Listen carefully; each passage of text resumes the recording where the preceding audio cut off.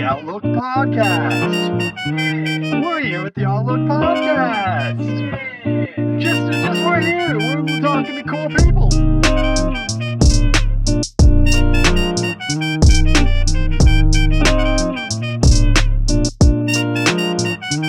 The singer of my band made Hot Tub Time Machine, the Daddy's Home movies, Instant Family. Like, he wrote and directed those. He's a way better editor, dude. Except for he won't. No, did you do? I think it said on the Wikipedia page that I looked at that you did like sound or like some sort of direction on some of those movies. Oh, not on those, but I mean, I worked on everything from Charlie's Angels to, what else? Hollywood Homicide to Pirates of the Caribbean stuff. Mostly, my company does movie premieres. So we do. I used to be a sound guy, and I worked on a lot of TV and movies. Right. But honestly, they're all the same when you're working, So I don't remember them all without looking at the list. But right. But yeah. So how did you? Where are you from originally? Appleton, Wisconsin. Same as our mutual acquaintance. Right. Okay, so you're from Wisconsin. How did you end up in the entertainment industry in LA? So, currently I'm back in Phoenix, or outside of Phoenix. I'm like, there's 3 houses after me, and then you hit the national forest. So I'm at the end of it. Really? I got kicked out of college twice in 3 semesters, and it was like, I better find something else to do with my life. Right. And so I joined a rock band because that seemed like the smartest move. And it was. So that band was doing really well in Wisconsin.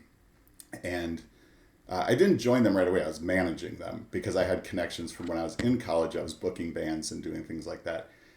Right. Their bass player quit because they were moving to Tempe, Arizona.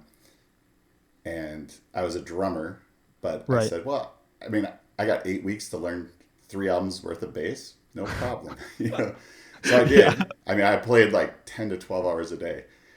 And, later what I figured out is I didn't actually learn how to play the bass. I learned how to play 36 songs, right? So I didn't understand theory or why. I just learned the mechanics of it. Right.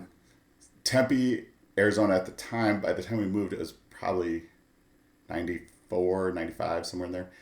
And Tempe was the coolest place in the country. It was the new Seattle. Jim Blossoms came out of here. All the record labels were down here trying to get bands. So that was why, and we were afraid, to move to LA. Right.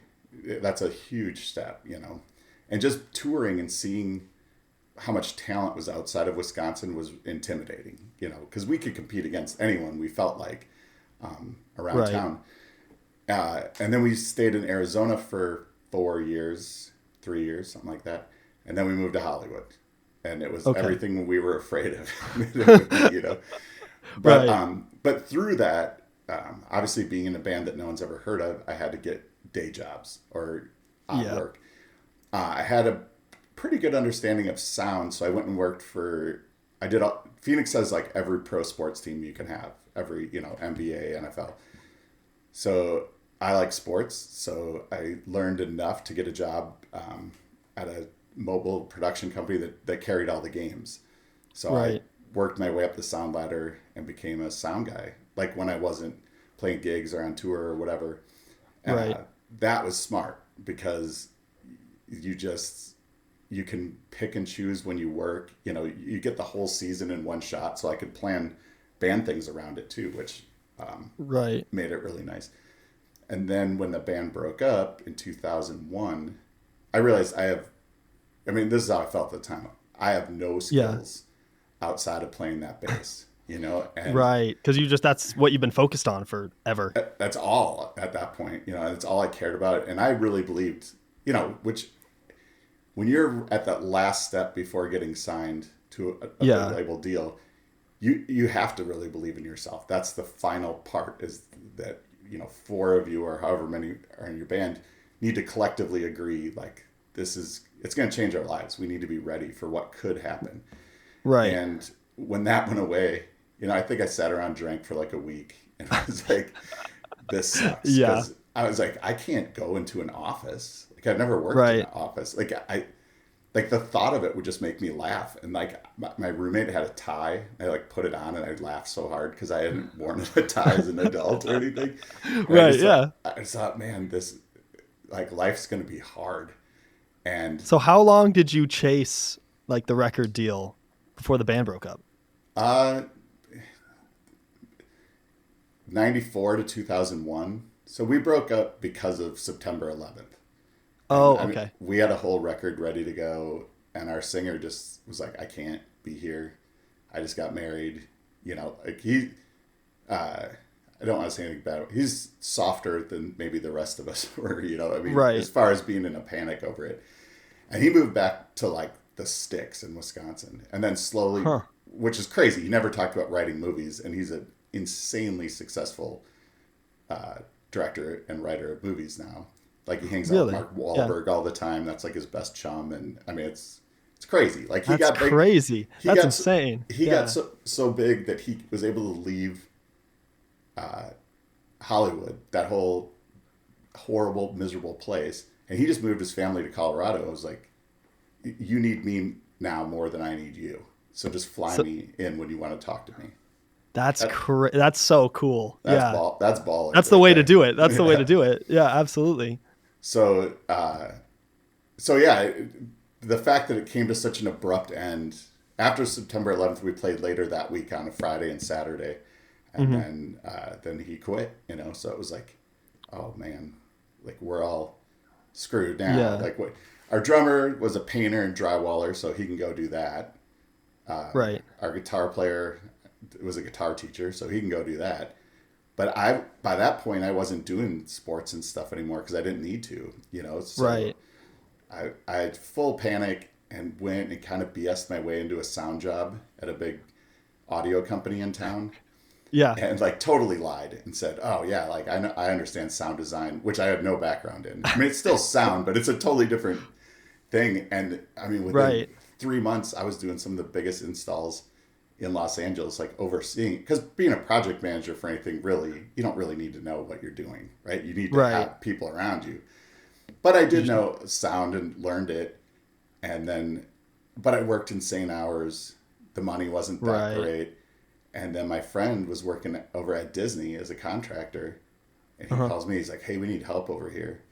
And I said, "Oh man, like Disney, right? Like I had No way. I had long Right. hair." And he goes, "No, we're building these like little mini Disneylands behind Disney's theater."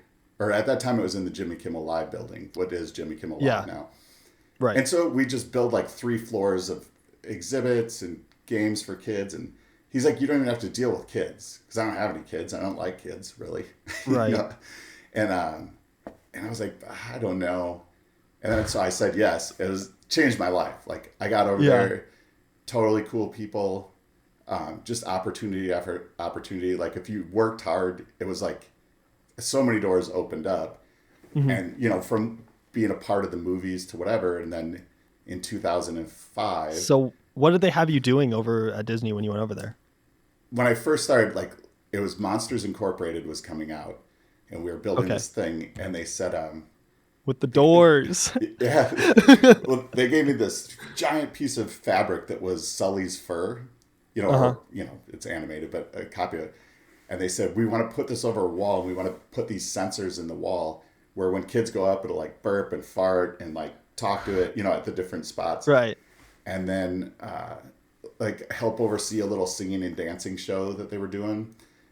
And it was like a whole bunch of things, but they said, "Hey, this is like a 90-day project, and then we don't need people in this department anymore."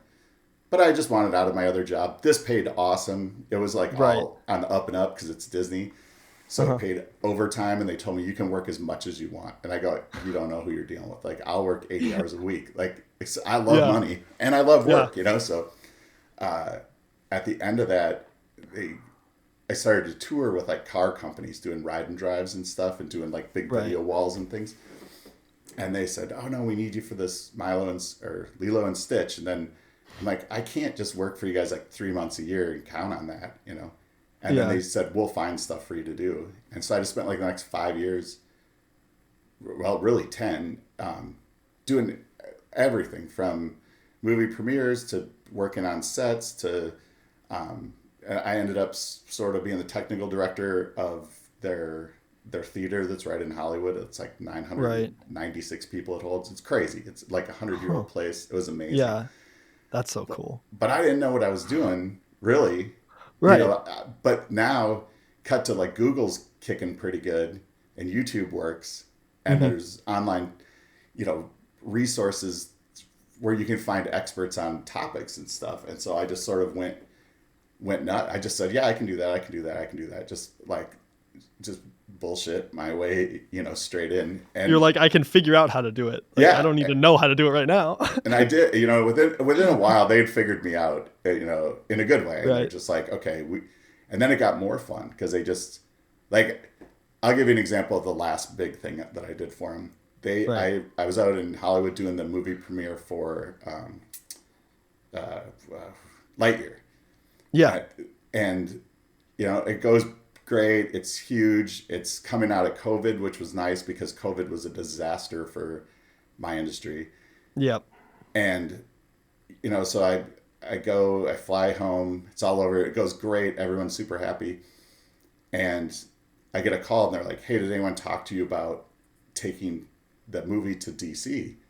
And I said, no, and did, but I can, like, whatever you guys want, Right. And they said, well, you gotta leave in less than 48 hours.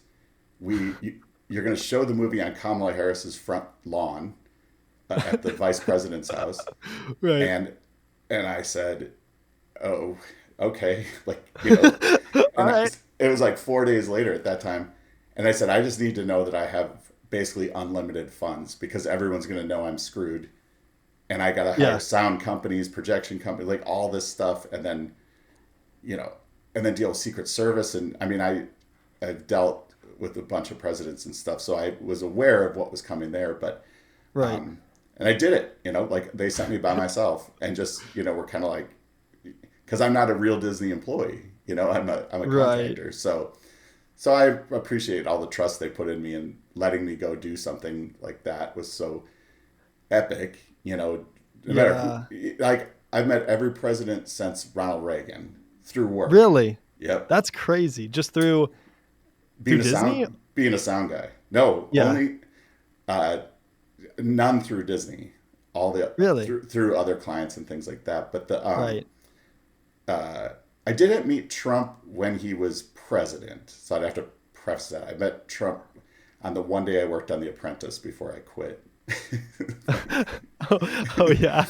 So that was the only time I met him. But and I haven't met Joe Biden, so I can't say that. But on that trip to DC, I was supposed to meet Joe Biden because we were supposed to do something at the White House too, but Right. it just didn't come to be. So Wow. I just thought So- it would be weird.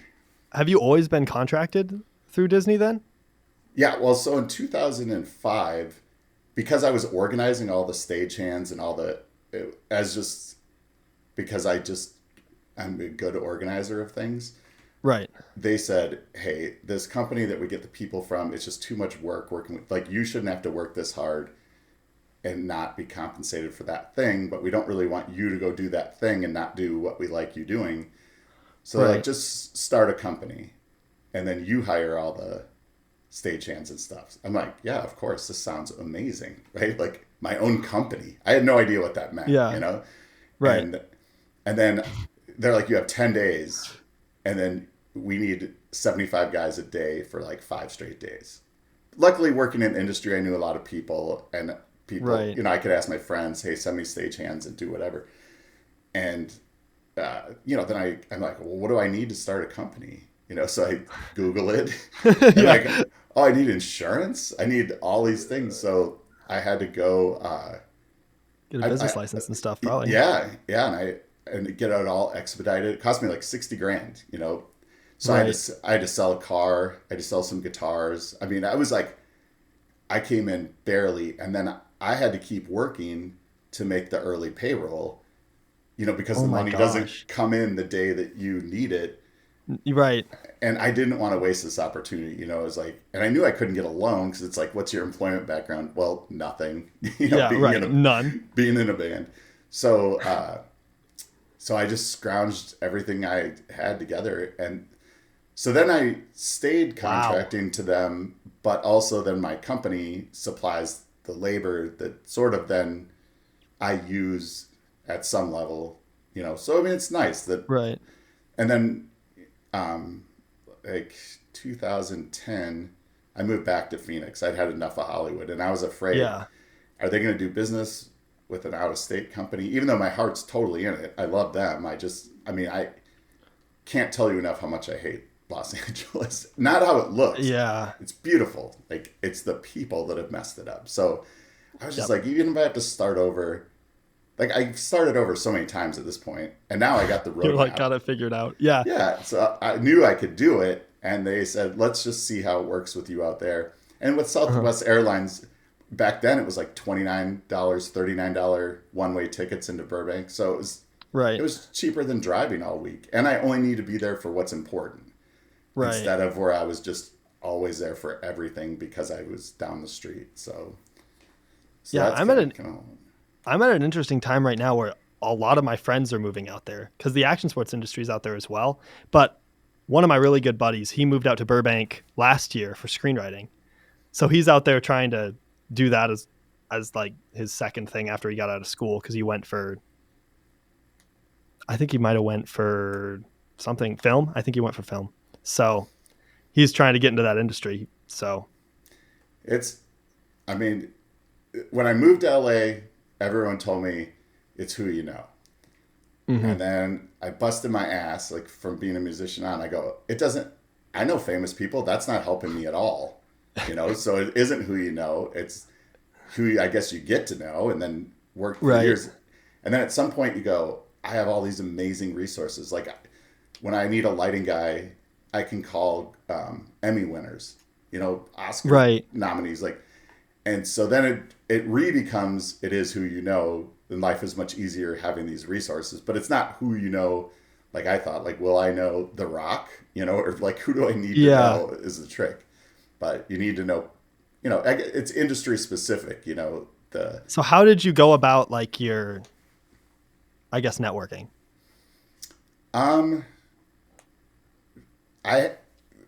Before Disney, with the music background, we had played with a lot of bands that went on to kind of get bigger. So I had the resources of getting employed by them to do sound. Oh, right. Okay. I was like, hey man, I need a job, like, doing something. And then it was just sort of like, I had a pretty good resume. One of my old business partners in a different business, he used to say, man, like 95% of business happens in the bar. Like, we go to these conventions for lighting manufacturers or sound manufacturers. And I never liked those conventions, so I didn't go. And then I went to one with them, and I was like, holy shit, I just sold a ton of stuff while drinking scotch and basically telling the guy about scotch, not telling him about the product I was selling at all, just making friends. And then Monday morning, the phone rings. They're like, hey man, I had a good time hanging out. Let's see if we can do some business together. And I mean, what do you sell? Yeah, exactly. Yeah, it was like, I sell labor, other people's labor, which is hilarious. Because, well, I mean, I don't know exactly what you do, but I'm sure that's not what you thought you'd be doing when you were 17, 18 years old, or even knew that job existed, right? Like, oh, that's the thing. So what I do is I work for a trade association for the trucking and auto dealers, but absolutely not at all what I thought I'd go into, because of the action sports background. That's what I've been doing for 10 plus years. I'm like, I'll work for Red Bull or Monster or whatever. But I've always done communications and marketing, and I've had a YouTube channel since I was like 10 years old. So it's kind of in the same realm, I guess, but no, not at all what I thought I would be doing. But I mean, I look back and I feel like my high school and junior high did a good job, but everything they told me I could do, I didn't want to do. Work at the factory down the street, be a doctor, like all these things were like blah, blah, blah. I can't do it because I'm not smart enough, or that sounds like I'm going to get sweaty. Like, they all just were like, no one said you could make a living playing music in your 20s and see the whole country, drink all the free beer you want and have, liquor company endorsements and all, get free stuff.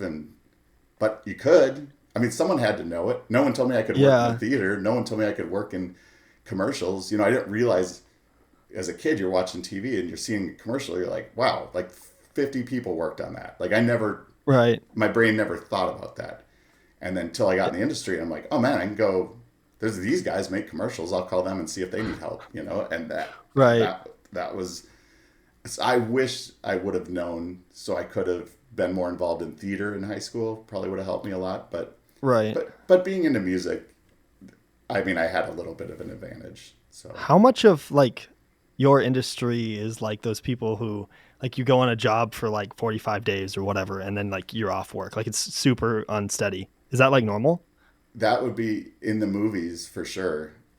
Yeah. And actually, like my job is so different after COVID. But like going into COVID, so I'd go work on a project like for Google or Facebook, like a live event. They were doing a party, whatever. So I'd go up there Right. for a week or two, then go down to LA, do some premieres, then go to wherever. And so Right. I was barely home. But at the time I wasn't married and I Yeah. don't have kids, so it didn't really matter. You know what I mean? I Yeah, could just- right. And I love hotels. I love airplanes. None of that ever bothered me. Only like once, I think, in my whole career did I just be like, I got to go home for like a month to straighten my brain out. Right.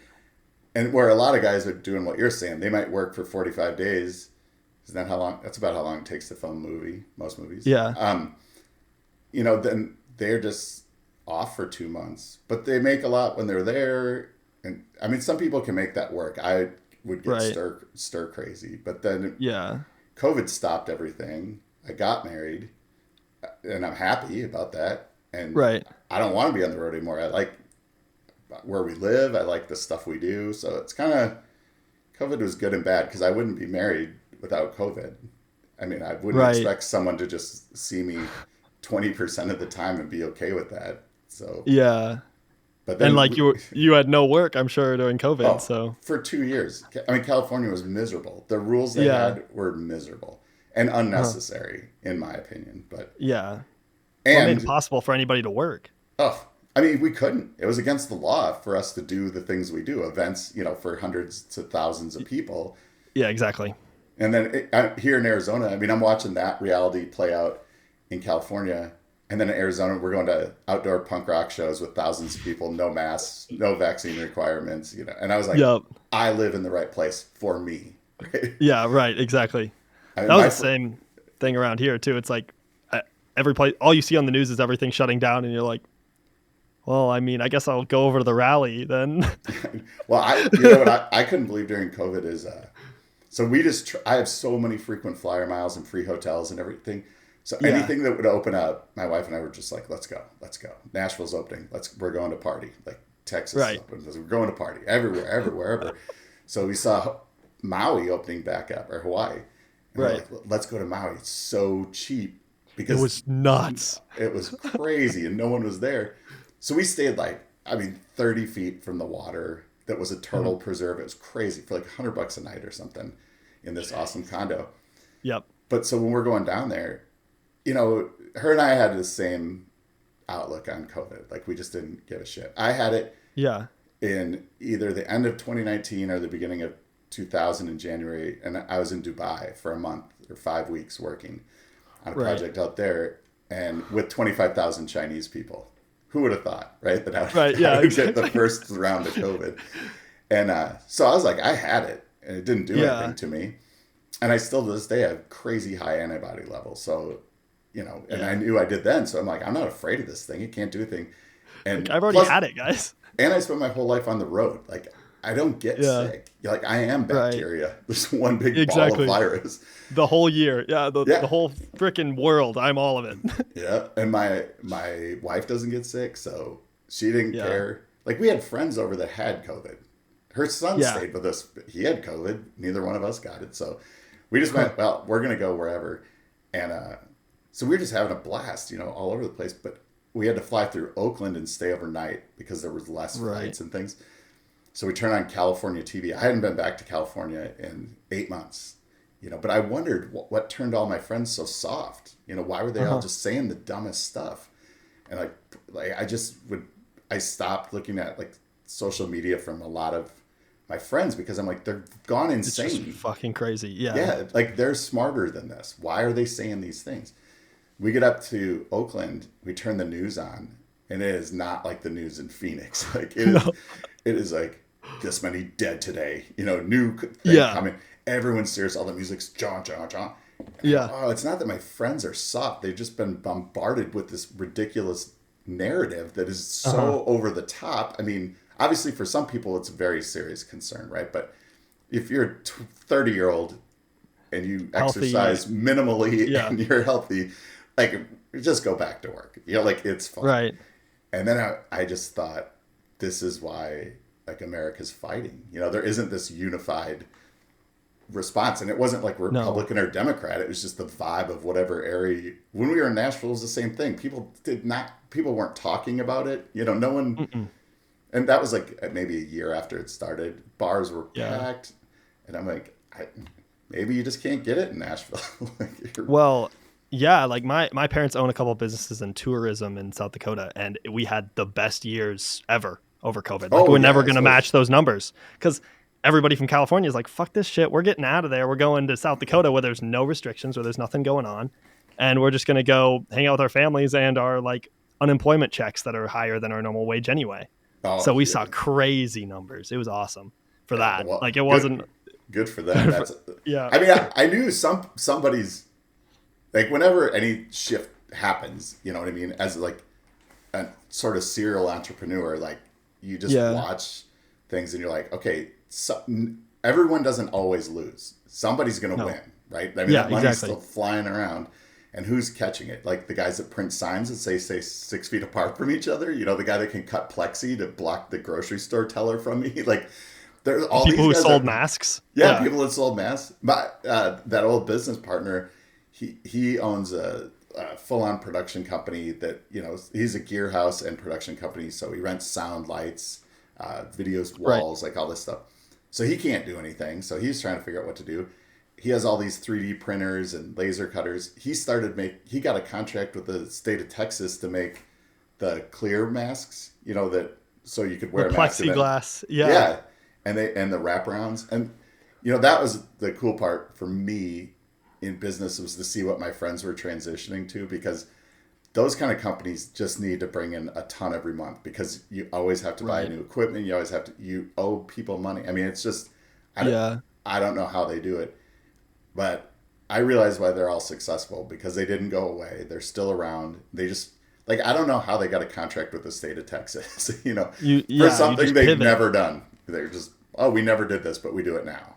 Well, what I was seeing too is breweries were now making like hand sanitizer from like, they were just fermenting it more and then they were distilling it and they were making hand sanitizer out of like basically vodka.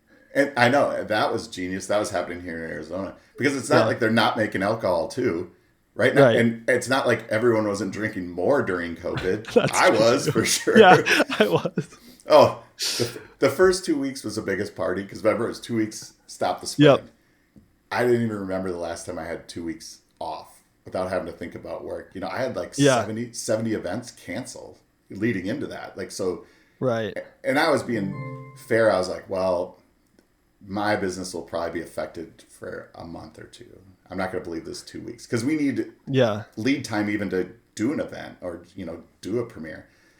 So that first 2 weeks, we just went nuts. Like, we're out in the pool, we're just partying, playing the cornhole out in the backyard, blasting just having a great time. You could get order out margaritas, which I know the recipe for, but somehow it's more fun to drive and get them. So we're doing all that stuff. There's no one anywhere. And after about 2 weeks, it really set in, like, we're not going back. Like, we need some product. So then we got out the easels and we started painting and doing like woodworking and stuff, because I'm like, we're gonna die if COVID doesn't end. Literally, we can't do it. So and I mean, that first year my business was down 97.8%, I think was the number. I mean, that God, that is a shot, And then the second year we got back to like maybe 85% of where we were going into COVID. Every year my company grew until COVID happened. Yeah. And now we're not down that much, but I mean, we're only, doing 60 to 75% as much as we used to do. I mean, it gets Right. it's getting a little better. People change the way they do things. You know, people can go to a conference now. They accept Zoom as a reasonable alternative to attending a function. Yeah. And that, Well, I think you're still seeing that over there. Like I've seen a lot of places now starting to do these callbacks to work because everyone was like, "Oh yeah, we don't have to work in the office," and then everyone's like, "Well, we don't need an office."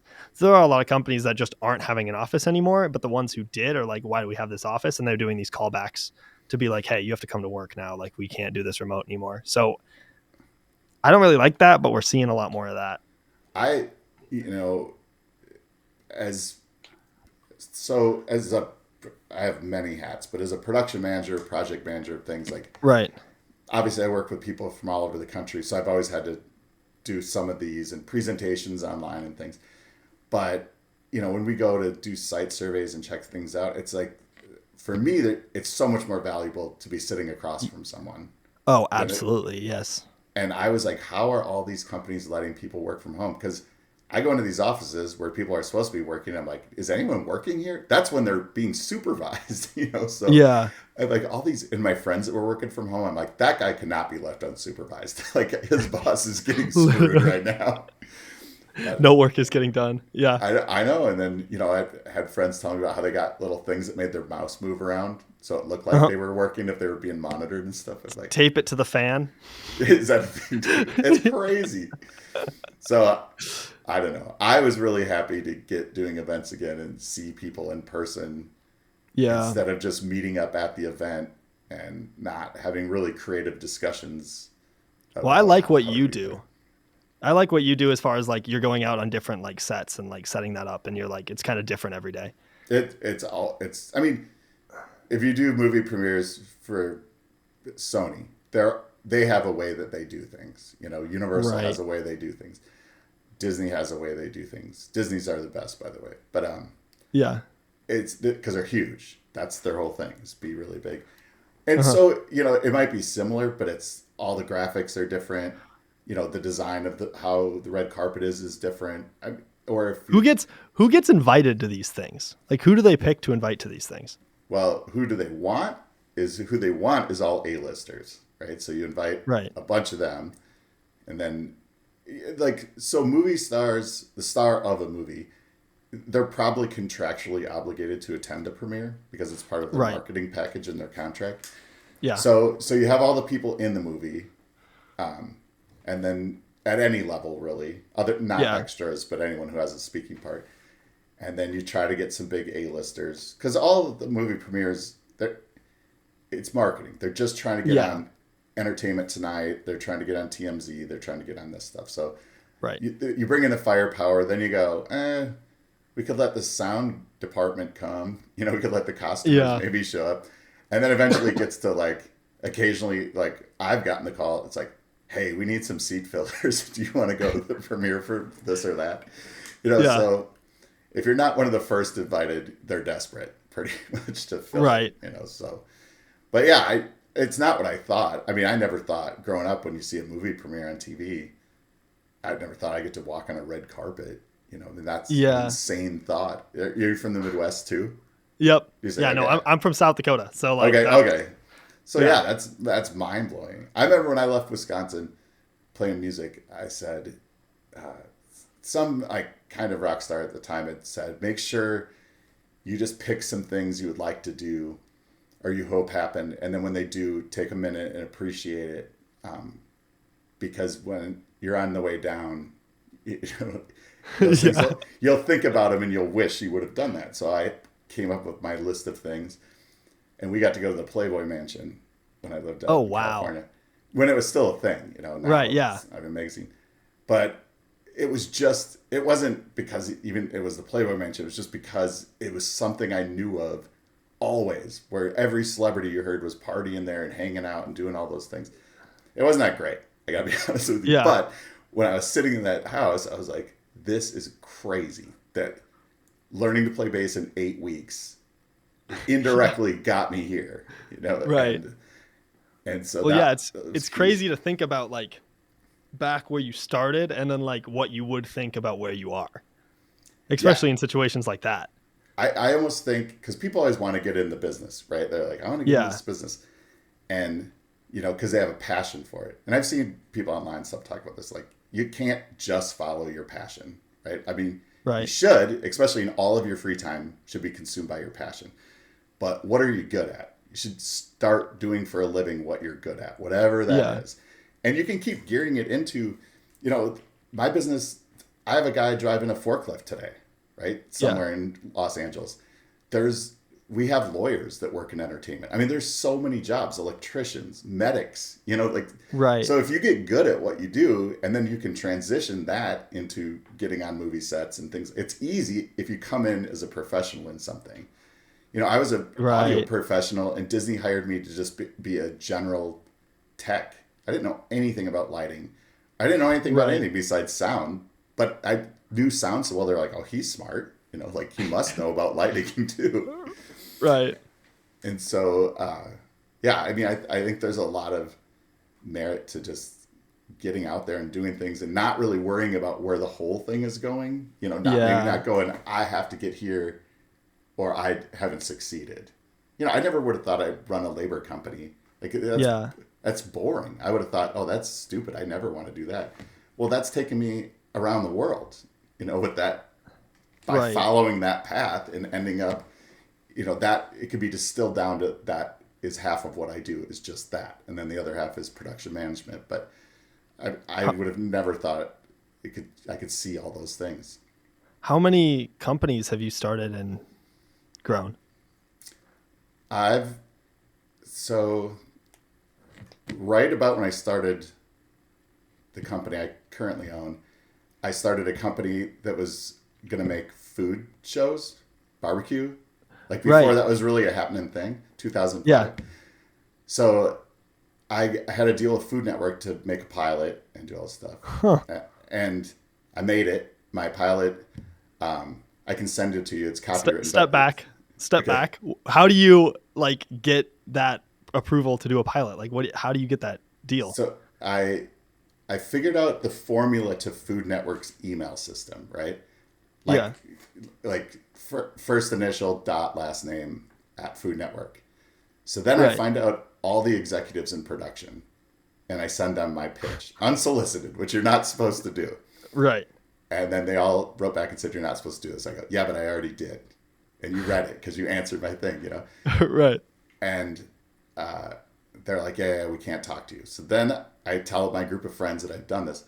And this musician guy from New York, I knew, he's like, hey, my friend is golfing with the lady who runs Food Network's husband, who works for Golf Magazine this week. And right. Get him my pitch. I'll buy you a bottle of anything.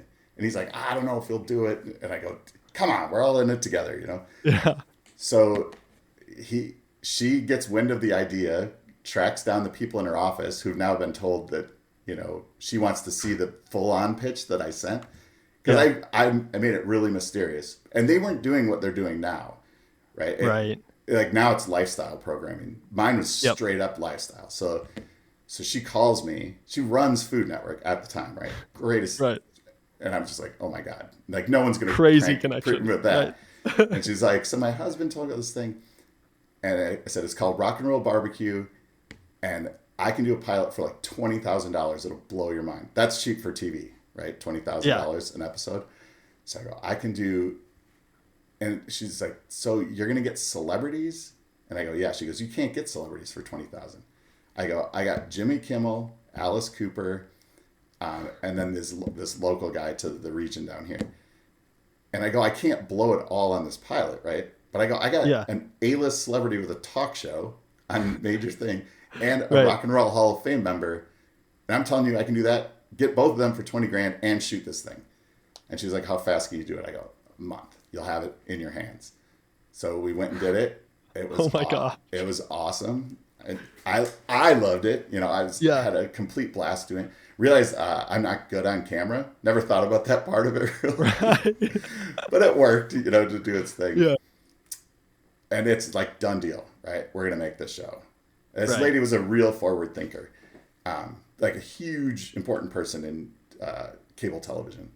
Right. The creativity of it. So it comes time, we're starting to make the plans for me to go to New York, sign the deal, do whatever. Well, then a show comes up called like Dives. And they go, do you want to read for this? Which turns out to be Diners, Drive-Ins, and the Guy Fieri thing. Yeah.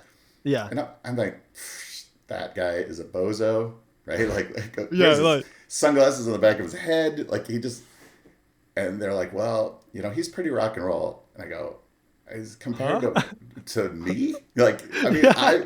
I'm going to be calling in all these friends and people I know, you know, and I had a list of like everyone from I literally Morello. play rock and roll. Yeah. And so they said, okay, well, there's probably room for both of you guys. Like, but do you want to read for this other show too? I said, no. Biggest show in the history of Food Network. But Yeah. he deserves it. He earned it with that personality. So we're getting ready to go. We find out Kathleen, the lady that wanted the deal, she's moving on to Fine Living Network, which isn't even a thing anymore. And her underling is assuming her thing. She goes, lifestyle television will never exist on Food Network. I don't want your idea, and like I don't even want to massage it into something else. We're how to. And I go, okay, so that's it. And she's like, yep. And just, Oh my gosh. and that was that. So like That was it. Dream just built up. I mean, from conception to filming that with their budget was 90 days, which is, that's crazy. Insane. Yeah. You know, and it could have been to air within 6 months of me sitting around with my buddies, with me barbecuing, which I was good at, and just going, Yeah. how can I make, I should get paid to do this, you know. They're like, start a restaurant. I'm like, nah, that doesn't sound that fun. And then, yeah, and then my dream just killed, you know, in 90 days. So it was like, Just because someone got a new job. That's crazy. and we revisit it all the time. But I mean, that happened in music to us. You know, you're dealing with one guy for months and months and months, and you're finally getting to like a mutual space where you're like, okay, I think we're close. I think we're close. And then Right. you just hear they got fired. And you're like, now who do I start over with? The 8 guys I told to F off 4 months ago? You know, like they don't want to talk to me now. They're pissed off that I didn't, you know, keep talking to them. So, Because you're like, this guy is going to be my ticket in. oh yeah. I'm much different at 51 years old when I look at opportunity. You know what I mean? Like, this might not be the only one. Like, keep all your back burners filled up in case this thing doesn't work out. Yeah. What have you kind of learned through your career as far as like taking opportunities like that, I guess? I mean, there's not much loyalty in Hollywood. There's some. And you just, it's like you find people. I started looking for people that were either from where I was from or seemed like they were from there, you know. And Midwesterners are adored all over the United States. There's a reason. Yeah. We're the best. Like, now, as someone who employs people, when I see a Midwestern person that has lived in LA, has some experience, like, I'm not gonna lie, like, I'm like, yep, let's figure out a way to fit them in, because I know how you were raised. Let's go. yeah, you're gonna work hard, you're not gonna BS me, like, or, you know, you might, but there's a better chance you won't than if I get, and like, if you're from Florida, I don't think you've ever worked that hard, right? Like, maybe you can, but I don't think you have. Like, so that's something I learned. And then just like you can just will your way into a lot more things than you think you can. It's like, you're an action sport guy, like a kickflip, right? There was a time where you couldn't do it, and then you believed that you could. Like, some people just go, oh, I don't think I can do that. You fall over 1,000,000 times, and then you land it. Right, but there's the kids that don't even try because they're just like, oh, I can't do that. And so you eliminate a ton of people from ever doing it because they don't believe they can do it. And then you get the kids that try and give up after a while, and then you get the kids that just do it till they got it, and then they move on to the next trick and the next trick and the next trick. And I think career is sort of that too, or life or hobbies or anything. It's like, I mean, I have tried everything. Like, during COVID, I taught myself how to weld. You know, I started painting more. I started woodworking. Like, I was like, and then I did some things that I lost interest in, you know, but then I went, well, I tried that. Like, I know that it doesn't bring me that much joy. So I don't need to think about that anymore. And I can just go on to more things. And I mean, that's kind of life, right? Like, I mean, well, that's what I've always done too. It's always been just like, how many things can I try? Like, until I try it, I'm not going to have an opinion on it. So like what's something you're doing right now that's new? Like, do you have any new hobby or new? Um, Honestly, as far as like new hobbies, like I've been doing like this podcast thing is honestly pretty new for me. I'm doing a lot of more just creative projects. I've been painting a little bit more, which is something that I've never done, just to try to like stimulate that creativity because you don't really get it unless you do it in your free time. Right. And I've picked up guitar, like more like rhythm guitar, because I did like lead guitar stuff growing up and that kind of stuff. But just trying to do like more country. I've picked up a lot more like genres and cooking and baking and just all that kind of stuff since I kind of moved And that, out on my own. All that stuff is like, when somebody's like, you ask them what they like to do in their free time and they say watch TV. Now I like watching TV, but I do it later with a drink, when the creative stuff is sort of tapped out for the day or whatever. Yeah. But because it's like, how is your, I just don't understand why people's brains aren't curious. Like, I'm gonna just, when I die, when I'm laying there dying, I'm going to be like, oh man, I never tried quilting, or something. Like, when did the underwater basket weaving never happened? Like, I mean, I want to know, or that I could have been good at something, or that something was more fun. Like, my newest thing, I'm growing super hot peppers. Like, and I'm talking like beyond Carolina Reapers. Like, I passed that. My goal is everything is hotter than that. I have a couple chemically modifying stuff to, So I'm in the process though. So it takes 7 growing seasons. So in Arizona, I can get like 2 in 1 year, basically flowers and stuff. So I'm trying to crossbreed my own pepper and get it certified, and then be able to make a hot sauce with it, where like I can copyright basically the pepper. So I don't think it's going to make me $1 million, but I don't know that it won't. Right. Like, but I like doing it. Like, before I talked to you today, I was out there with my little spritzer bottle. I've got like 80 plants going right now, and they're all like this big, and they're starting to get the flowers on some of them. And I'm like, oh man, this almost like so a bonsai rewarding. tree. Yeah, but it's so rewarding. It makes me so happy. Like, my dad, who lives next door half the year, he was making fun of me. He's like, oh, all you talk about is peppers. I'm like, it's because that's what I'm interested in right now. But then next year, I may not even care about peppers. I don't know, but. You always been a hot sauce guy or what? Oh yeah, I always love spicy. I mean, these peppers are surprisingly interesting because I feel like a lot of Midwesterners aren't. I love hot sauce. My dad like put hot sauce on everything, so I did it too. So yeah, I thought I knew what hot was as a Midwesterner, because we used to get, my dad would get sriracha when I was a kid, and the cayenne pepper sauces. My first or second night in Arizona, I ordered the suicide wings at a place, right? And I'm like, oh, I can handle spicy. And they go, there's no money back. And like, I ordered a dozen. I ate those things out of spite, but oh my God. But then I was just fully in. I'm like, what's a habanero? I'd never heard of a habanero in my life. And then I would enter all the spicy eating competitions that I could. It doesn't do anything to my stomach. So I would do it on the road and stuff too, because it wouldn't ruin my day. It just burns up here, and then I could just go about my day with no issues. I mean, some people, I realize it really affects the rest of their day in many ways. So I haven't had anything that's really too bad, but I have definitely gotten burning stomach aches from like eating too much of that like Carolina Reaper stuff.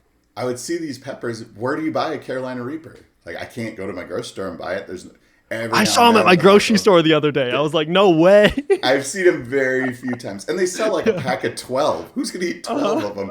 One will spice up 5 gallons of chili to where most people couldn't eat it. So I don't know why But I would see all these like crazy peppers. There's just nowhere to buy them. They're really evil looking. And then like, I don't know, like around Christmas, I'm like, I guess I could just grow all these things that I wonder about. Like, all the hot sauce people are like, this is the most beautiful pepper and it tastes so good raw. And then I'm like, I guess I'm just going to be a little tiny farmer and grow all these things. What's your favorite? Of all the... peppers. Of peppers. It's not a super hot one, but the ahi pepper from like South America, and those are really good. They're kind of yellow. But you can get those pretty spicy. I mean, that's in the stuff I can But they just taste eat. good. Yeah, Scotch Yeah. bonnets from the Caribbean are really good, but those are much less than Carolina Reapers. I mean, Well, because like Carolina Reapers, for example, do not taste good. no, they're horrible. They're terrible. But all super hots aren't terrible, but that super hot No, is that terrible. one is. But everyone's addicted because it has such a cool name. Uh-huh. So it gets, but a guy has that copywritten. So if you have Carolina Reaper in your, if like your hot sauce has it, like you pay him a royalty basically to use the name because he owns the name because he invented it. But So you got to come up with a cooler name. That's what you got to do. I know. Well, there's so many cool names now because Carolina Reaper, the habanero was the hottest pepper in the world, considered the hottest pepper in the world 20 years ago. Yeah. And the Carolina Reaper at 1.6 million Scovilles 2 or 3 years ago was the hottest pepper. I mean, now I'm growing stuff that's certified over 2 million. And, that blows that out of the water. Think of that. A habaneros or jalapenos, 2,000 to 10,000 on the Scoville chart, depending on what breed. And these are 2 million 2 plus. million. Yeah, it's orders of magnitude hotter for sure. They shouldn't even exist. They're hot. It's less eating this one pepper I'm growing. It's called like the death spiral. It's hotter than if you just shot pepper spray into your mouth. So think about that. Like it's like getting tear gassed in the mouth. And if anyone's ever got tear gassed or been around it, I mean, you can't breathe. So imagine just eating that as a solid. Yeah. Well, they have like these like lab made Scoville like serums now, don't they? Oh, yeah. Like the extracts? Tinctures. Yeah, the tinctures. And I wanted to learn how to do, because the process is pretty easy. You just have to get the oil out. So I've read different ways of how to do that. So I'm excited to try that too. That's nuts. No, and for no good reason. But like I said, it probably won't make me $1 million, but could it? It could. I mean, I had part of a printing apparel company for years that I invested in with my friend. He still has it, but yeah. I was like, is this going to make me rich? Probably not. Could it? Maybe. Will it make me poor? No. I mean, is it fun? Yeah. Yeah, I was like, I didn't have to be there, right? I just had to put money into it. So right. And now, you're asking about businesses. So my wife and I are trying to grow a real estate business in Costa Rica. So we have 2 properties down there. I was about to say, are you in real estate at all? Yeah. And I own the neighbor's house that my parents live in. I own this house. Yeah. Real estate is, especially if you were buying 4 years ago, yeah. It's our house has doubled, more than doubled in the last 3 years. So, wow. I mean, it's because we live on 1.25 acres in the desert. Oh, that's nice. Yep. And what happened when COVID hit? Everyone wanted to not be right next to everyone. And we had just bought. And it was like all of a sudden everyone wanted to move to our neighborhood. It was like, oh, too late. Like, you wanted to be close to downtown with all this stuff to do. It was a great time to buy. Yeah. It was. So, I mean, I've had so many ideas or things that I've tried. I mean, as long as it's not going to lose me money, I'm in. If I'm going to learn something new and have some fun, I'll try it. Or if someone else is up to something and I can invest in it and be a part of it on some level, and they can show me a clear path that, like, there's money here. Right. They're almost always wrong. they don't do that. Nobody anymore. knows. Yeah. But some do, and it's fun to be a part of anyone's thing, like doing your thing or whatever, or just setting people, giving. The other day, usually if I do a podcast, it probably had something to do with that I was a musician, so it's fun to do one more about this stuff. But the other day, it was with these 2 girls that are freshmen in high school.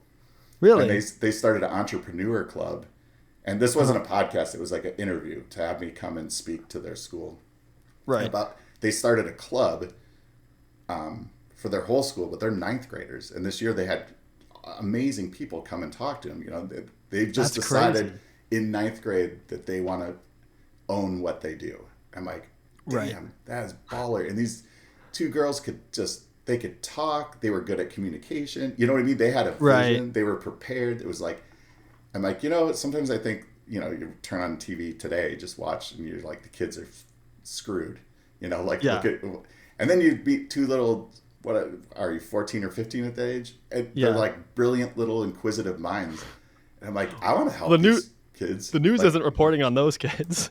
no, I know. That's what's so sad is It is really sad. there's so many like just good people doing good things, but when I was growing up, the news, there was human interest stories. It seemed like they always tried to end with like, hey, this guy's doing this awesome thing for the community, and everyone would be like, yay, that guy's awesome. And now it's like they just jam pack it with the bad stuff. Well, I feel like it was kind of like that when I was growing up in Rapid, because I'm from Rapid City. Okay. So we would have some of those stories and whatnot. And my dad he owns his own business. He owned a couple businesses growing up and like in his childhood. So he helped me start like a retail scooter shop in Rapid. So I had like a storefront, and then I had like an online store, and I was selling like all the scooters because all my friends were ordering from California or, wherever to get their scooters. They weren't local. So then I was like, I need to start the scene. So then I like started this small little like scooter thing based on my YouTube channel and sold all these scooters. And that was kind of my start. But I've always liked like the entrepreneur stuff and like money and just trying to figure out like, how can I like bring people together and grow this community? So I did that for a while. And now my buddies, they have an automotive performance shop, and they do all sorts of like car modification and build like race cars and stuff. And I've been helping them with a lot of social media stuff because I'm like, oh, you guys are doing it now. Like, let's go, like, let's build this. So I've been helping them with that. But I absolutely love that stuff. I love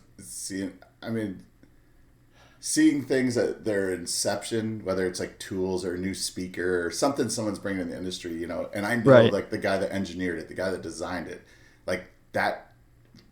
In one case of one sound company, this guy does like YouTube videos that, unless you are a pretty amazing audio person, and electrical, it would be all useless information. You wouldn't hear anything, right? You just right. Blah, blah, blah, blah.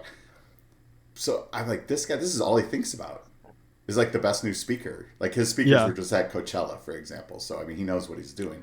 Wow. And he is the best. But it's like, yeah, I know his whole background because I know his old business partner, and it's like that shows, if you got passion and then you got this focus, and like he couldn't have thought he would be as rich as he is today. He was just building cabinets to do punk rock shows that no one else would do in the 80s because the punk bands would ruin all the stuff. So he was like, I'll build stuff they can't ruin, and then I'll become their sound guy. And now it's led to giant warehouses. They're everybody's sound guy, from Pearl Jam to Rage Against the Machine, everybody. And because you can play it as loud as you want. Yeah.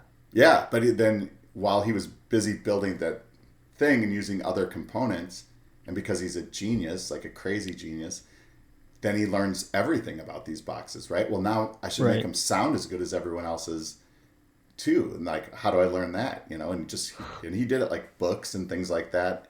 And now he's considered like a wizard in the industry. I mean, he's insane. But if you were talking to him at a party, you wouldn't go, this guy's worth many millions of dollars and is a genius at something, right? Like outside of surfing and the other things he enjoys. I love those people, I love surfing. Yeah. I do miss that about California. Because I lived in Woodland Hills, which was just over the mountain from Malibu. It's like my gosh. It's the hidden gem of, because it's the end of the valley. So everyone's like, why do you live out there? It's like, well, because I can live in a giant house for half of what your house in the Hollywood Hills cost, and 17 minutes to the beach with no traffic going through the Santa Monica Mountains. The mountains to Malibu. Oh. Yep. And Malibu's like my favorite spot over there. I know. Did you surf like County Line or Leo Carrillo, like the way northern beaches? I have not. No, I've surfed every like more oceanside area because that's where my buddy, he has a house down over there. So we'll go over there and we'll walk from his house to the beach. And I'm like, this is pretty all right. Like I could get used to this. I know. What a great life. Yeah, I do miss surfing. Yeah. And the access to go see a huge band every night of the week, and private events, and working in the industry, got to see lots of cool things through the years, with hundreds of people instead of 50,000 people. Right. What are like the coolest places too that you've like traveled? Dubai was interesting. Yeah. I think I said on like Twitter, which I never use Twitter. It's a great tool for getting a hold of people that you don't know. Right. Yeah, that's true. because other people use it. But I think I put on there "fuck Dubai" when I got on the plane because they monitor everything you do over there. Like, and I'm like, now I can't come back. Like, I knew I never Right. wanted to go back, but I had a great time. But I was like, these are bad people. Like, there's slavery going on here. Like, I'm seeing it. I mean, this is Right. like these people are working out of fear. This is, I mean, it created a weird Is it environment. is it still that way, do you think? Yeah, I do. Yeah. I mean, they're immigrants, workers doing the blue collar jobs like America, like Canada, like Mexico. I mean, everyone has immigrants from another country doing the crappiest of jobs, and Right. hopefully bringing up their thing. So there it's Afghanis, Pakis, Indians, and I. It just seems like they don't necessarily want to be there. They don't have another choice. Right. Like that their employer isn't necessarily obligated to make sure they're really well taken care of. So Yeah. They do put things up really quickly. oh yeah, but for no reason, because you walk No. around, there's nothing in them. There's buildings all over downtown with nothing in them. Like you look That's through the windows, crazy. there's nothing in there. And then the people Yeah. there will tell you, yeah, well, they want to be the best city in the world, so they think this does it. They got to And show it from the flyover. Oh my gosh. Yeah. It's crazy. And I worked at the base of the event they did was on the beach. Oh, I got a good surf story for you. On the beach by the Burj Al Arab, The Burj Khalifa. Oh yeah. the one that looks like the sail, and then the Khalifa Right. was like the other end. Gotcha. So I asked the lifeguard one day. I said, "Hey, because we're right on the beach and it's at Yeah. a resort." And I said, "Hey, those surfboards over there, like if we get big enough waves, can I surf? It's a Persian Gulf, right?" Yeah. And he just laughs and he said, "Well, like, this is kind of a fake beach and there's no break." And like, he's like, "I've been here 10 years. I've never seen a surfable wave. They're for looks. Basically, we just put them out. Yeah. Kids paddle around on them." Until recently, like last week, Dubai got that gigantic storm. Yeah. I they was did. there. I was there for the biggest storm in like 60 years, and 4 or 5 foot waves one day. No And I'm way. like, "Can I take that surfboard?" And he's like, "Why? They're not good surfing waves." I'm like, "All I got to do is just stand up and Yeah. tell all my surf friends that have surfed the whole world, be like, 'Oh, do you ever surf the Persian Gulf?' Because I have, right? Like, 'cause Yeah. you can't surf it." So that was pretty cool. Like That's crazy. But yeah, I mean, you get a unique perspective on what. I'm not a huge fan of rules and laws and things like that. I understand Right. they need to exist. The fear that people have living there is interesting because I wouldn't trade what I have for it, but to exist for 5 weeks in it, like there's no litter anywhere, none. Yeah. There's no graffiti anywhere, zero. I asked if it was cool if I leave my computer out on tables, to like the local production people we'd hired. And they said, "Oh, no one's stealing anything here." They were like laughing at me at the thought. Yeah. And they said, "Watch, if someone finds a cell phone, they'll hold it above their head until you take it from them because you're the boss." So no one would accuse them of stealing it, like by putting it in their pocket or even concealing it in any way. And I saw it happen multiple times. And I'm like, man, I like how this society is, but I don't necessarily like how it got here. Like Or why it is still that way. Yeah. right, the fear, but it's also like, I mean, I would just walk around at night. I wasn't afraid of anything in the No. world. Like, why would I be? Like, Well, I everyone saw- says hi to you. Yeah, I saw a video the other day, and it was this guy who just like left his keys to like his Bugatti on top of his car in Dubai. He's like, no one's gonna steal it. And then he walks up to some guy. He's like, why didn't you? That was taking pictures in front of the car. He says, why didn't you steal the car? The keys are right here. And he's like, he laughs at him and goes, no one. It's Dubai. No one's gonna steal anything. Like, It's and I was like, crazy. huh. That might just be hype from social media, but I don't know that. I don't know. I saw that kind of stuff firsthand. I left my computer out for 5 weeks. I left it one day. I forgot it overnight. When there's just security, plenty of chances to steal it. Right. Anything, and then just that level of safety. I mean, I feel safe pretty much in every major city, but not at this level. This was crazy, where it just is out of. You could just like I'm not gonna walk through Manhattan with my headphones in at 11:30 at night. Right, I'm gonna exactly. be aware of my surroundings. Dubai, headphones in, didn't care. The only thing that was bad about it was I'd feel bad because people were saying hi to me and I didn't hear them. Yeah. I thought, man, this is pretty cool. But I was like, I don't like.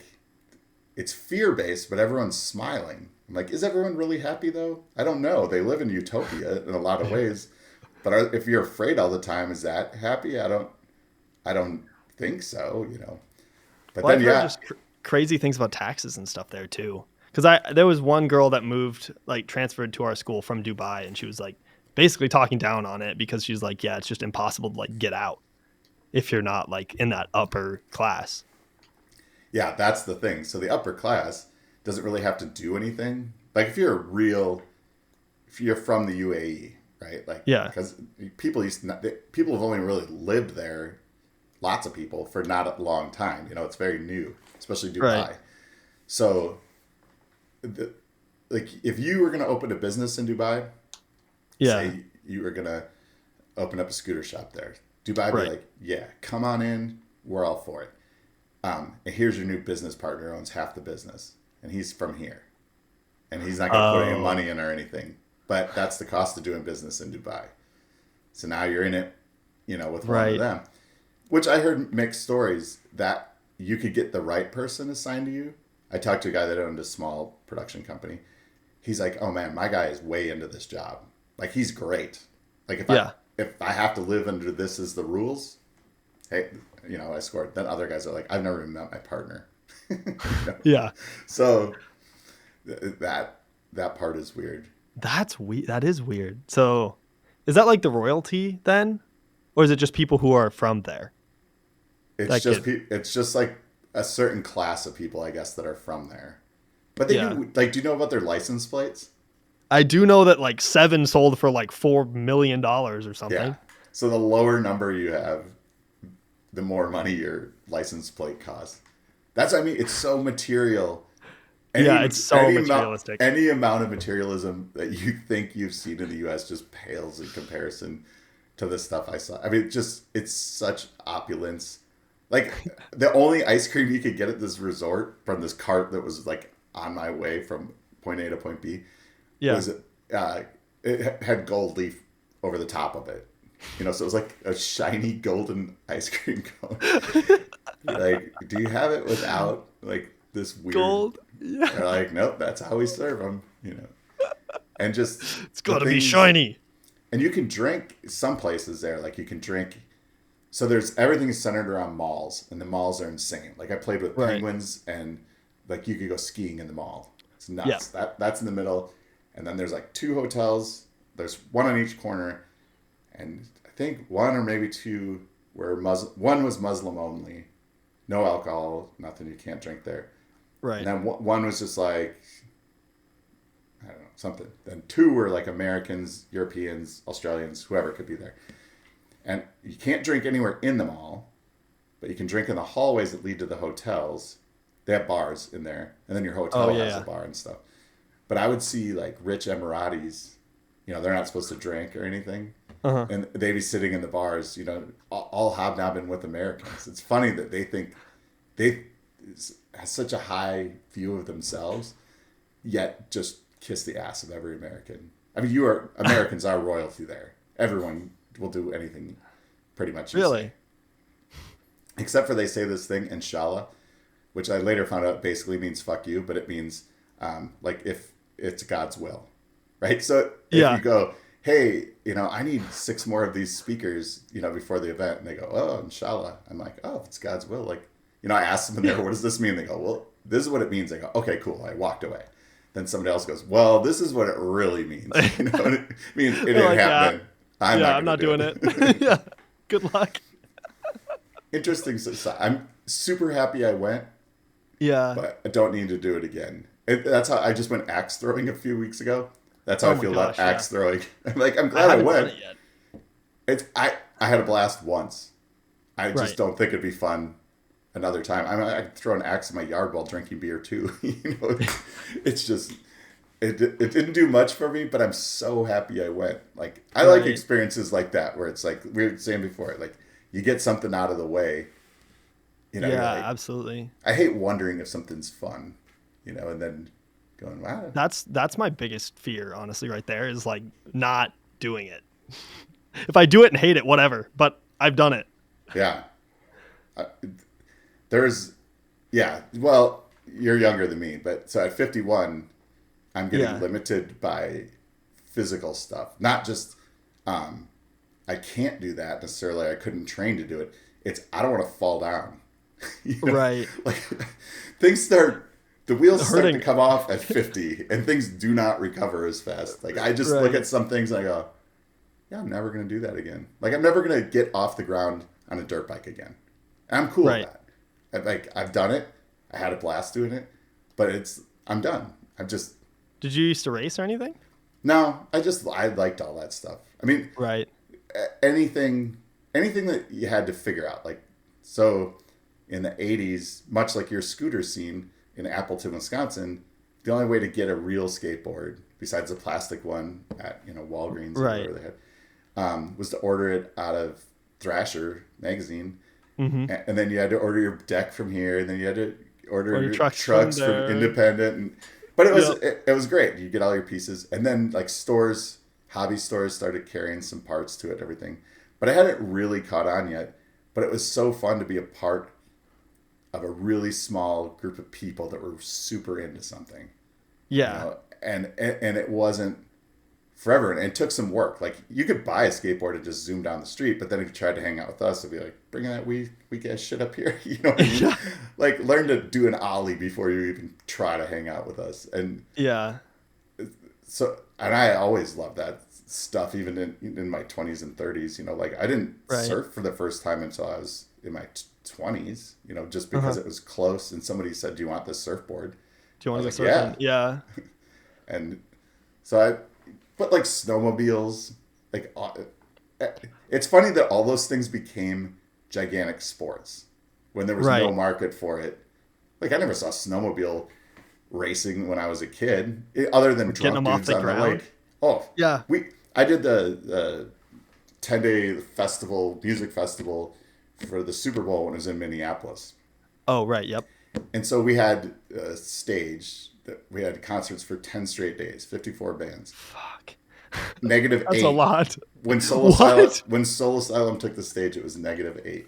And Oh my God. it was brutal. Learned a How lot many of lessons heaters? on them. How many heaters do you have to get for that? We went through so many because as soon as a breeze blows, the heat's gone and the stage is Right. open on all sides. I didn't design any of that. I just had to implement it all. So it was miserable. I mean, we just had giant tubes by the end, diesel generators or diesel heaters just blowing as much air as we could on people. Right. But we got that, whatever that Eli or Levi, the snowmobile dude that jumps them. So we had all these Yep. events around. So like Red Bull, I think it was, came in and they're like, we're going to bring him in. And this thing's like 10 blocks long, 8 blocks long. Right. And they're like, we need to block this off. I'm like, well, that's like half our thing. Does he really need to go like multiple city blocks to jump? They're like, oh yeah, Yeah. he does. And I'd never seen it in person. I'd seen it on TV. It's way different when you're standing there and you see Yeah. something that epic. And it Yeah. was like, oh, he's rehearsing the night before when the area was closed off. And I was like, that is cool. Was he But just doing like freestyle tricks on it and flip it Yeah. and stuff? Or Yeah, so he was doing like an exhibition as part of Oh, like yep. Red Bull was one of the sponsors. So when Yeah. they want to come in and sponsor something like that, you go, okay, what's in it for me, right? Like you get this Yeah. prime real estate in an area that I control, and then they give you some options, and you're like, hey, the snowmobile guys, that sounds pretty fun, and they pay for all of it and everything. So yeah, all right, cool. Yeah, do it. I'm very biased in those situations when you have any say over sponsorships involved. It's like, what interests me? Because they're all Yeah. going to pay the same amount of money. So whether it's, Campbell's Soup was also like a sponsor. There were tons, but then Right. Doritos, whoever. Then you're like, well, what are you going to do? And Campbell's is like, we're going to have free chicken soup samples every day. And I'm thinking, I'm going to be working outside for 10 days in this cold ass thing. I would love free chicken soup samples Yeah. every day that I can just walk over there and get instead of having to go in and find my office in this building. Right. So then you're like, yeah, this is a no-brainer. And I just think it's funny. People just, I think about now working in the industry I work in, what sponsors are on the wall. Is it just some dude that wanted it there? Or does it make sense for it to have been He's like, there? yeah, I just really liked this guy, or like my Yeah. homie worked for them, you know, I like know. Like, how is this possibly going to benefit? I mean, usually when you're trying to get an event sponsored, you'll take anybody. You know, yeah, right, as long as it doesn't politically mess with your brand. You know, right, like now, no one would want Tesla probably, right. because Elon says whatever Elon says. It's like, well, but Teslas are super cool, right? I mean, Right. I don't, They I could don't want, put on a good show, but yeah, it's this political leaning or like PR stuff. and that's as a business owner. When you're asking things I've learned, uh, nobody I do business with has any idea how I feel about politics. You Right. know, because why should they? Because if it becomes the identity of my company, you know, oh, that guy, you know, he votes however he votes. Well, let's be honest. I work in Hollywood. I could run around saying I love Joe Biden and would vote for him for the next 100 years, and people Right. would not blink an eye. I don't vote for Trump. Like I told you, I quit Yeah. his show because I thought he was a douche. But Right. so I've always just like, I'm a libertarian, because then it's like people are like, oh, they're crazy. I'm like, well, you don't know what we think, and there's no rules to being one. It just basically means I don't have to pick one of your two choices. Yeah, exactly. And no one really hates libertarians. They're starting to No. for some reason. They're trying to find reasons, but or independents. Like if you say you're an independent now, then people, like I was watching RFK and things, and I'm They're like, just like, yeah, you didn't pick a side, so therefore you're the enemy of everybody. You're like, no, that's exactly the opposite of what I'm trying to do right now. it makes so little sense. It hurts. And the reality, Yeah. the reality is, you're going to be doing a year from today. No matter which one of those two unqualified people becomes the next president of the United States, Yeah. you'll be doing whatever you're going to be doing anyway. Doesn't even matter Yeah. who it is. No, Maybe you'll that's have different how I think about it opinions. too. I, I was happy in my life when Obama was president, when Trump was president. I'm happy when Biden's president. I was happy when Clinton was president. Like, Well, the thing with the president thing is like it's this big like news thing, and they like talk about it, and then there's like the big election. But like on an individual scale in your life, like they might raise gas prices a couple dollars, or like interest rates might go up, but it's not enough. Like your local government is going to cause way more of a headache on your day-to-day life, and oh yeah, nobody seems to go to those elections. Like their three friends elect them into office. So I know. I live in a city where it's just run by families that have always run the city. yeah, It's not even. I tried to get involved during COVID because I had nothing better to do. So I was like, I'm going to get on a board or something in my little town. And yeah, I got beat out by this old guy. Like I was going to help the city plan events for free. yeah, right. And I get beat up by this guy. There other people on the board were looking at me like, I mean, you're getting a guy who's coming in with almost probably 1,000 special events, easily more than 1,000, Right. and a 30-year career in it, and all of this As background. qualified as you can get. Yeah. And I lost to the guy that runs the local like the historical museum that does like arts and crafts fairs out in the front. He's like, I've done 200 events. It's like, yeah, I was a craft sailor. You know, like it wasn't. You that's not let an people event. show up. Yeah. So I was like, I learned all I need to know about local politics, at least where I'm from. I'm like, there's no way to edge my way in this town. It is I can't local even and get it in. is politics. So yeah, Yeah. unless you've literally grown up there, then yeah, good luck. But then, So- but yeah, How- it doesn't really matter who the president is to me. No. How did you end up like becoming friends with Jimmy Kimmel? So I wouldn't say that we're friends. Friendly, definitely. Right.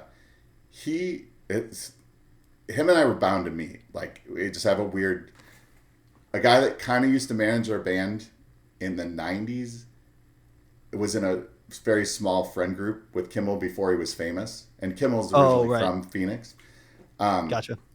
So those guys knew each other.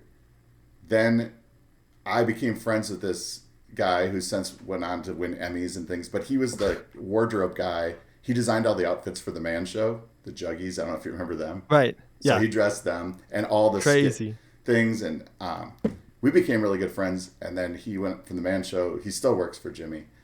And so he was the one that really called in the favor. Because my parking spot, we had this little parking lot behind Disney's theater. I had the worst parking spot of the Disney parking spots. ABC Right. is also Disney. Jimmy had the best spot of ABC, which meant we parked next to each other. right? So I would see him all the time because he would always come to work at the same time as the same time I got there. Right. And I always had a ton of admiration for him because I knew what a hard worker he was. Like he was there Right. before all of his writers. Like back Yeah. now, it's a little different that it shows Roland. He's got more kids, but I just thought, man, that's how you become huge. Is Right. you're the boss and you're there before everyone, and you're the last guy out that door. And so I just really, and he loves food. Like I knew the whole premise of my Right. show was to talk to people about food that nobody really, like who would think Alice Cooper owned a restaurant? Really, if you live in Phoenix, you would know. But that he Right. loves cooking and stuff. And I knew that about him because our paths had crossed many times, that seeing Right. that we were in the Arizona music scene and we played the opening of his bar when he did open it back in the 90s. So yeah, I've hung out with Jimmy, but if I called him right now, it'd take him a minute to figure out who he's talking to. Oh yeah, gotcha. But I was like, our mutual friend Jason. I don't know Yes. if you ever saw it. Did you know him when he had cancer? No. No, Okay. I just met Jason recently through some business deals that we're doing for the trucking association and stuff. He's the guy you So- should have on your show to talk about his fight with cancer because it's an Yeah. incredible, amazing. Really? So when he had cancer, I asked Jimmy to hold up a sign that said, "Jason, please stop having all this cancer." Right? And he's like, Right. "Oh man," because Jimmy Kimmel, whether people think he's funny or not, is a truly kind, nice person, right? And Right. so when we said, "Hey, my friend has cancer," and but he has a really great sense of humor, and this will make him laugh. And he's like, "All right, I'll do it." And then of course, like Jason put it on Facebook, which I think I put it on his page or something. Yeah. And then, Jimmy forgets about it. Well, within like hours, it ends up back at the show where someone's like, "Did you put this online today?" And he's like, "No, but I know what that was from." Or whatever. It's like, wow, that's funny. Right. From Jason Boutwell's Facebook page all the way to Jimmy Kimmel's ears, in That's the day. that's crazy. The internet has really opened up a lot of stuff like that. So You can get a hold of That's cool. anybody. I mean, Yeah. if you're persistent enough and you have a point of view, even if you need to you get need to be like one person apart, because it's like now, especially with like Instagram and Facebook and all these like DMs that are like, you have to be friends with them for them to really show up in their DMs. You know somebody who's friends with somebody else, and then like it's so fast. This is how Hollywood and probably everywhere works. If I need somebody to do something, like working on a production, like say I needed Chris Pratt, Right. right? How am I going to get to Chris Pratt? I'm not going to get to him. I can see who he interacts with online, Right. and then you get way down the list, and you're like, this guy's not getting many messages, and he can get Chris Pratt a message. You can find out who their management is, who their publicist. But I mean, those aren't even the Right. people to go for. You're like, who does their hair on every movie? Like with Yeah. minimal research, you're like, that person has his phone number. And if you have a good Right. idea or a legit reason for getting, I'm just using him as an example. I Yeah. mean, it's been amazing the people I've been able to get a hold of that I need to, but I don't necessarily have the clout to do it. So it's like, I got to get creative. Like I told you, the Food Right. Network, I just figured out how their email system worked. And Their you're like, email all work. right, let's exploit them not being secretive about this Exactly. missing scale in their armor. So Like, yeah, the tech guy, like his email is out there. He posted Yeah. it somewhere, and you're like, I bet you they're all like that. yeah, and they are. Yep. It's I've done that with other companies as well, because I'm like, I see that like this, they do this. It's the same thing with passwords. It's like if somebody uses the same password all the time, like a hacker's going to figure it out because they only have to figure out one password. right. So, but it's their email system or anything else. Like it's just like that. But all right, well, Travis, I think we'll finish up with one last question for you. Sure. And kind of like, what would you say for somebody trying to get into the entertainment industry? Like, how should they go about trying to get involved? I would say it's going to be a longer answer than you wanted. Depends. No, what that's side. perfect. If you want in front of the camera or writing, those types of jobs, the totally Yeah. just creative, no technical, no anything. Just start working. Just like that guy that sang for my band that you're probably hoping you interviewed today. He made a movie called Never Been Thawed, which you can still find places online, after Yeah. the band for $60,000. It's a mockumentary. It's hilarious, considering he had $60,000 and never made one movie before that. He makes that, spends all of his money to do that. That's what he spent his 60 grand after the band on. I spent mine and started my company. I think it's hilarious. Everyone thinks it's hilarious, but nobody gives a shit, right? Right. Hollywood's like, we're not impressed. We can make those things all day. He's like, but I made it for $60,000. Will Ferrell ends up getting a hold of it and tells his agents and him and Jack Black, and they go, get this guy living here and writing things for us. And he didn't end up writing for Will until Daddy's Home, but Right. But he had the best agent in town. And then when he got to make Sex Drive, that was his first movie. He wrote and directed that and got a $22 million budget to make it. That's crazy. But As his first movie? But that's believing in yourself, right? Right. Spend every last penny you have when you're newly married to make this movie. And then he's never slowed down. It's just up. That. The other one is, I mean, right now, we're so desperate for help in Los Angeles, like in the technical side of entertainment, right? Right. Everything from cameramen to, and new technologies keep showing up every day too. So just more jobs we need. Right. But people, it's different than it used to be. I would tell people, get involved in at any level you could be involved in, right? Pushing boxes into the trucks after a concert. Like tomorrow, we're doing something for Ed Sheeran. And it's huge. We got desperate. We call people we know they don't know what they're doing, right? But it's like, just be on time, follow the other people, and do it. Like if someone's pushing a big old roadbox, grab the other side of it and push it with them. Now, if they're on time and they have a good attitude, when the next thing comes up, I'm going to slightly forget that they don't know anything. Yeah, exactly. The third time, I'm going to almost totally have forgotten that they don't know anything. By the sixth time, I'm going to be like, they've been around. Like, I'd probably argue their case. That guy knows what he's doing. He's been around forever. You know, I mean, just with the right attitude and being on time, it is like, that's right now, anyone could get in with us and be full-time, you know, in months. At the bottom level. But also making $25 an hour. That's what we start at. I mean, that's not a bad place to start. And you can get there with no experience, but I realize every job's not like that, but I mean, if you want to be around cars all day, get a job. Just go be around cars. Yeah. With the people that own like your friends that own the custom shop. Just go in, like, if that's your dream, go ask those guys, like, hey, do you need a part-time guy? I have a real job for right now. Then you work hard enough, and they'll be like, hey, man, you could probably quit your other job and just come or go jump in with the dealership. Yeah, you just got to find a way. And then it's nothing attracts a crowd like a crowd. And then people start looking at what you're doing. Like I was saying, pre-COVID, I said no to 3 out of 4 requests I had for things because there just wasn't time. You know, my company is never advertised. Like, we don't need to because we're dependable and we have a good attitude, you know. And word of mouth. Yeah. That's everything. Because most everyone in entertainment is sort of a pain in the ass to deal with because they think they're hot shit because they're in entertainment, which is ridiculous. It's a circus. It's just, it is. It's like, I'm a carny. Right. Like, really, you know, it's fancier because you've heard of the companies I work for. But yeah, we're just doing carnival shit. But yeah, I don't know why people have such an attitude. And people on the in tend to make it hard for people to get in. I think that's the biggest thing. Like your friend that moved out there to be a writer.